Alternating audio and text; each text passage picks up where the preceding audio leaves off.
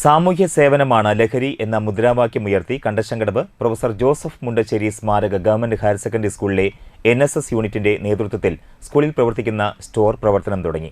Anthikad block panchayat president KK Sasidharan ഉദ്ഘാടനം ചെയ്തു.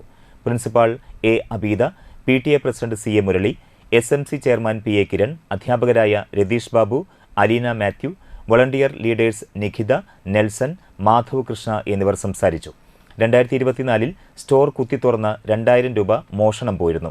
അതിലൊന്നും നിരാശരാവാതെ വിദ്യാർത്ഥികൾ വീണ്ടും വർദ്ധിത വീര്യത്തോടെയാണ് സ്റ്റോറിന്റെ പ്രവർത്തനങ്ങൾ ഏറ്റെടുത്ത് നടത്തുന്നത്.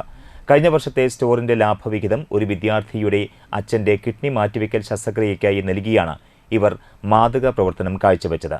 2025 അർഹരായവരെ സഹായിക്കുന്നതിനാണ് കടയുടെ ലാഭവിഹിതം ഉപയോഗിക്കുകയെന്ന് പ്രോഗ്രാം ഓഫീസർ R. രാജശ്രീ അറിയിച്ചു. പഠനത്തോടൊപ്പം സാമൂഹിക സേവനത്തിന്റെ മികച്ച മാതൃകയും സൃഷ്ടിക്കുകയാണ് കണ്ടശങ്കടവ് സ്കൂൾ NSS യൂണിറ്റ്.